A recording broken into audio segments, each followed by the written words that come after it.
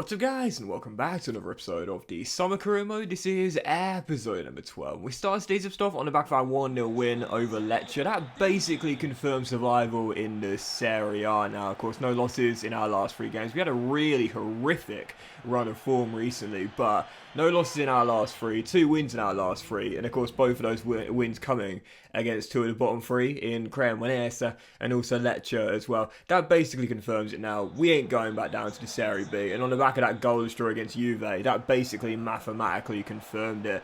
Man, I'm going to keep going for those halfway line goals, man. Trust me, one day I'm going to do it again. I just know it. I know one day I'm going to do it again. But for now, the wait for that halfway line goal goes on, and it has gone on since FIFA 14.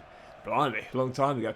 Anyway, yeah, goalless draw against Juve there, and then for the following game, away from home against Salernitana, away in Salerno. Heading into this game here, like I said, the safety is now basically confirmed. In the last episode, of course, we discussed at length about how, you know, every single season, when you've got this many teams in a division, of course, naturally, there's going to come a point where, basically, a few games to go, there's going to be a couple or maybe a few teams that are in this weird situation where we're in right now. Torino are kind of in it as well, where there's basically nothing to play for. I mean, just a few games remaining, but there's basically the same distance between that Europa Conference League spot in 7th and that 3rd and final relegation spot in 18th place. So if we're not going to make one, then we're not going to slip down to the other either, because we're basically firmly balanced between the two right now. So it's such an interesting one, because how do you motivate your players for the remainder of the season when that is the case? Now, naturally, listen, if you're a professional and you're getting paid a bloody good amount of money, let's be honest here, you should be motivated regardless of the circumstances. But we often talk about how, you know, nowadays there's not enough passion in the game and players don't want to win as much. And with the emergence of the Saudi Pro League and all the transfers they've done in the summer, especially, we've seen a lot of people downplaying and dismissing their old passion plays and a lot of modern footballers' mentality. You know, nowadays they feel as though it's all about the money and they get a big paycheck, they'll go off to Saudi Arabia, because we've seen players who, you know, in this summer transfer window haven't just left at the end of their careers, like a Jordan Henderson, for example, but players are in their early years, including a player that we've got, of course, Ibrahim Abamba, who's moved on from Vitória Guimarães in Portugal, and he's not in Saudi Arabia, he's gone to Qatar, but even so, the principle remains the same. He's going to a much lesser reputable league than what he could theoretically be joining, and has gone to a place where, you know, it seems as though the primary focus is most likely money. So I have to say, when a team does kind of get into this stage where we're at right now, where there's a handful of games to go and there's nothing to play for, it's not a real surprise that it's kind of hard to motivate players to perform. And that's why for Chelsea, for example, last season, you know, we mentioned it before, like with about 10 games to go when Frank Lampard came in as interim manager, I think they only won once or twice, didn't they, in that stint? And I kind of felt sorry for Frank Lampard, because he got an awful lot of criticism for that period of time, and I'm going to go on record here and say this: there's not a single manager in the professional game that right now that could have motivated those Chelsea players for the final 10 games. He has a great interview actually where he talks about this on the Diary of the CEO podcast with Stephen Bartlett, where he knew that a large chunk of his Chelsea squad were going to be leaving come the end of the season anyway. There was nothing for them to play for. Their legacy wasn't really going to be affected, because the majority of which hadn't been there for a very long time, outside of the likes of Cesar Azpilicueta, for example. So how do you motivate those players to the final few games? So when people talk about, and the point I'm making here is that when people talk about, oh, it's all about money for footballers nowadays, well, obviously not, because clubs pay out a bonus to their players, not just per individual match, but also for league finishes as well, win bonuses for the season, a percentage of win bonuses. Some clubs do it that way, so a percentage of wins you had in the season will dictate your bonus. For some clubs it will be based on, for most clubs I think it is based on league position, and if we're talking about cups and continental competitions, then the further you go in those competitions as well. But if we're talking about the league, for example, because Chelsea at this stage are only in the Premier League, no wait, sorry, they had the Champions League last 16, was it? Last 16 quarter-final? So, yeah, they got through Dortmund, didn't they? So, you know, basically, what I'm trying to say is that if it was all about money, then obviously, clearly, well, there'd be no issue for Frank Lampard to motivate his Chelsea squad for the remaining few games, because, well, if it's all about money, then they're going to get paid win bonuses, league finish bonuses, appearance fees, goal bonuses, assist bonuses, and so on and so forth. Anyone that plays Football Manager will know all about the perils of negotiating for a star player, knowing you're not just paying 200 grand a week, but also 30 grand every single time he hits the turf. So, if it was all about money, then there'd be no problem, but it's clearly not, because every single season, as we discussed in the last episode, there's always one or two clubs that have that end of season lull, where they're basically, we make the joke, 1-2-3 Cancun, my NBA fans will get the reference, but it kind of is that case. And for Chelsea, for example, they were the best club, to use that as an example, last season, with like 10 games to go.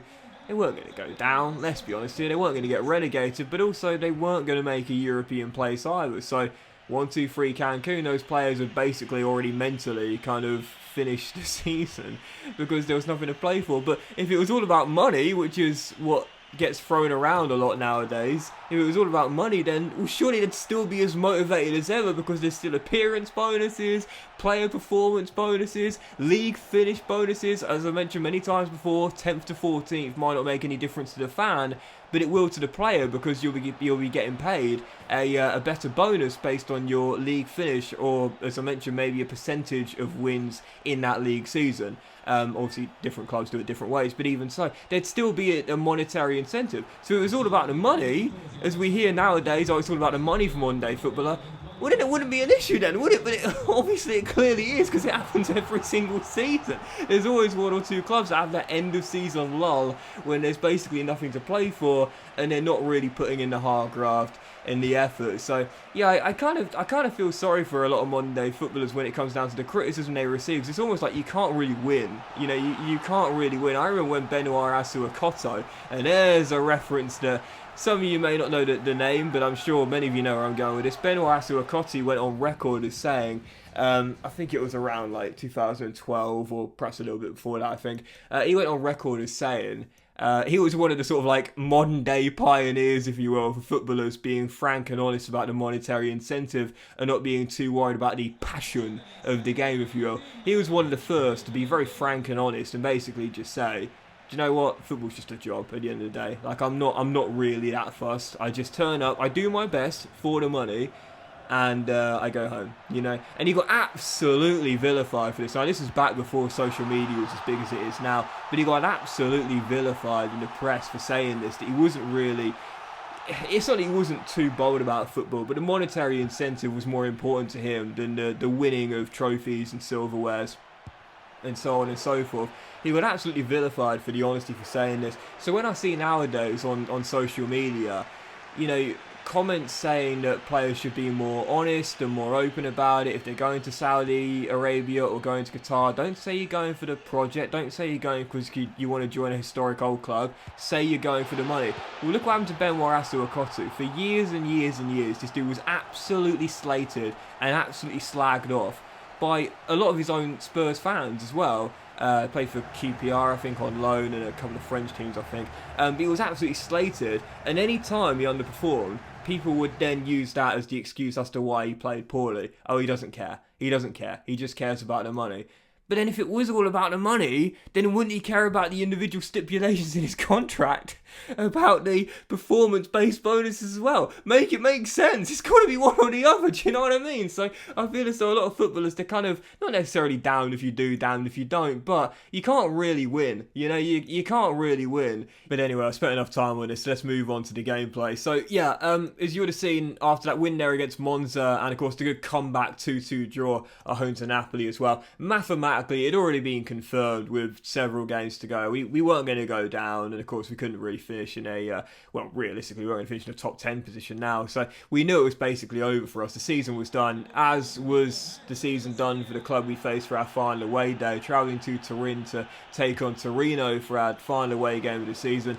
I decided to play all the games because I wanted to get a higher league finish if possible, and try and get a little bit more prize money, because for a club of our stature, you know, we're going to need that moving into the new season with basically no money to work with in this transfer budget. We'll probably only have a little bit more for next season as well, so we want to make steps forward. A higher league finish, more money is going to give us a bigger transfer budget next season, theoretically. So yeah, moving into the following game, Torino away, we fell behind just after the hour mark. There was a brilliant save initially from Elia Caprile from the corner. It was turned in. With 6 minutes to go, we would find our leveller. Saponara converting from close range. Profundi rolled him through. 1-1, Como back on level terms. Seemed as though we were going to avoid defeat for the third game in a row, and after a tough end to the season here, we'd certainly take this point in our final away day against Torino, still knowing there was a chance to leapfrog them as we go into the final couple of games, but in stoppage time, one final chance for Torino. You know when the AI just starts passing the ball around your area and you just know they're going to find an opening. You just know it. Like, when you talk about threading the needle there, what a through ball into Patson Daka. It's a good finish, don't get me wrong, but the through ball was just absolutely perfect. Talk about threading the needle. Absolutely beautiful there to find the gap as Torino win it to the death. I swear, sometimes you just know when the AI is going to score, don't you? Do you know what I mean? You just know. It's stoppage time. It's going to be the final attack of the game. The AI was not going to take a draw for an answer. So, yeah, Patson Daka wins it. Torino get the win. It ends our unbeaten run. Well, I say unbeaten run. 2 games without a loss. And that would mean that our final away day does end in defeat. So, the final 2 games of the season against both major Milano clubs, Inter and AC, coming to Lake Como for the final 2 games here. Like I said, obviously nothing for us to play for. It hasn't been for a while, but I still wanted a higher league finish if possible. Heading into the game though, oh goodness. So I fell behind, and then 4 minutes after the restart, well, Elia Caprile has been really good for me this season, don't get me wrong, but I think he's going to want that one back there. Callum Wilson chips him, and that ball basically went in slow motion. Why did he dive? Why did he try and dive and get the trajectory of the ball? He was never going to get anywhere near it. Just stand still, turn around a 180, and walk backwards. You don't need to run, just walk backwards, and you can scoop the ball up as it hits the turf. That was such a poor piece of goalkeeping for Caprile there. Absolutely awful. But even so, Inter went 2-0 up courtesy of Mr. Clutch, but we would battle back, yes, back on level terms after scoring the goal to cut the lead, and then Patrick Cutrone makes it 2-2, as no doubt about it for next season. I think he will become my club captain. Belimo has his deal up come the end of next season. I'll probably cash in the summer window. I think he's got his eye on that captain's armband for next year. He makes it 2-2. We're back on level terms. There were 9 minutes to go in the penultimate game of the season, aiming to complete a famous comeback victory against Inter Milan. Lucas Carlo down the right-hand side, turns Matteo Darmian, finds Cutrone, who rolls it across.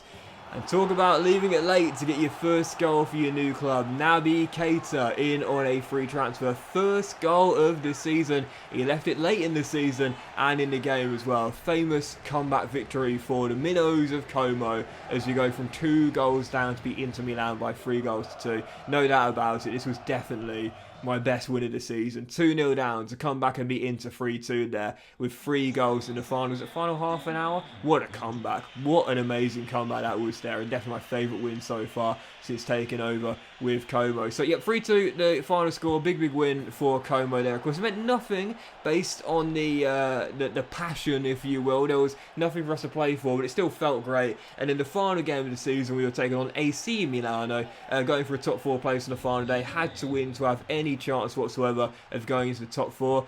Let's just say I didn't feel lightning was going to strike twice. Yeah, we got 2 goals down very early on. A little bit unlucky with the second goal here. Rafael Leao's pass, deflecting off of Bamba, getting it back and then drilling it in as he does the gritty celebration there to make it 2-0. Such a cool celebration, isn't it? He makes it 2-0 and then just past the hour mark. Was lightning going to strike twice? We're going to come back from 2-0 down and claim a win once again?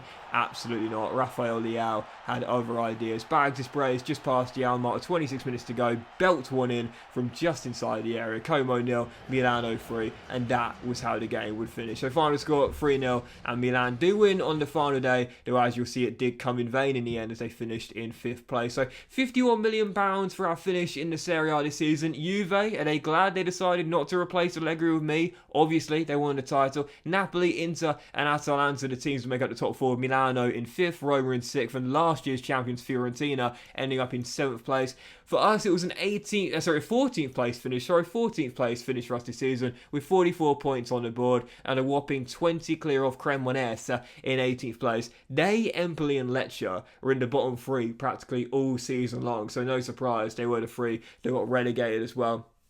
As for the Golden Boot, Adley at Monza won that. Pat Cutrone was the only one in our Como team in the top 25. He was also in the top assist charts as well, in the top 5 too. So Cutrone, just like last season, my best player last year, and he was this year too. And for Eddie Caprile, 8 clean sheets in 38, saw him finish 4th in the Golden Glove race. So it was a tough season for Caprile. He did ship a lot of goals, but to be fair, we had a really weak back line, so not a real surprise. Can't really point a finger at him for many goals you can see this season, apart from maybe that goal there against Inter Milano. But even so, for the Serie B, Hellas Verona and Sampdoria are up automatically, and the rest of the teams will compete in the playoffs.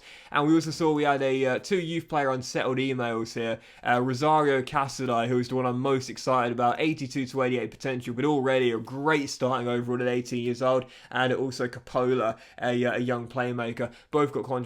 Casadei in the end only shows great potential. That's a bit of a disappointing one there. For 18 years old, 82 to 88 potential and already 65 rate. That's quite disappointing because Coppola does have the exciting prospect tag, but even so, yeah, quite excited for Casadei. I think I'll try and loan out some of my youngsters for next season though, because they're not going to get much game time, even in like this really thin squad we've got. So I'm going to try and loan out quite a few of my academy graduates for next season and get them some game time elsewhere, because they're clearly not getting it here. But even so, yeah, domestic double for Juventus this season, so I still can't believe that they almost sacked Allegri and replaced him with me midway through the season. That would have made no sense whatsoever. And for those wondering about the Champions League, by the way, Atletico Madrid, yeah, 2 Spanish winners in a row, beating Real Madrid by 4 goals to 2 in the final, as they finally got their revenge on their great Madrid rivals. So yeah, as the season comes to an end, and as I run you through the stats of my players here, it was a tough first season in the Serie A, no doubt about it. Even though he did survive comfortably, you can't really call it an amazing debut season if you only won 11 games. It certainly wasn't like an outside shot of a European place for us, which you only failed in the final couple of games, for example. It wasn't an amazing season, but it was job done. You know, it was job done. My main focus in our first year in the Serie A, survive. That was basically it. If we can go further in the cup, and we did, reach the quarterfinals, that's great. But most crucially, just make sure you survive. We did that by 20 points, so not an amazing debut season, but one that was good enough. Certainly what you'd call a good foundation and building block to move on to for next season, because from next season onwards we'll try and make more progression and further progression. I'll be aiming for a top 10 finish next year with a possibility of sneaking into a European place, but we will definitely need a little bit more money to invest, because this season that was my biggest challenge, trying to work my magic in the summer window with around £4 million and only 18 players, lest we forget, at the start of the season. I feel as though I did a pretty decent job, all things considered, bringing in a couple of great young talents like Profundi, even though that was January, and Martinelli as well. Some good veterans coming in like Naby Keita, Alexandro and Gagliardini as well. So for next season, we'll want to improve on a good foundation starting block, and hopefully with that £51 million we got in prize money, the chairman won't skim too much at the top, and we'll have a lot more to play for next year in the summer window. But that will end today's episode of the Summer Cribber, guys. Big fan wishing season 2. If you enjoyed it, then please drop a like. You'll have a fantastic day, and I will see you for the start of a brand new season with Como 1907 very soon.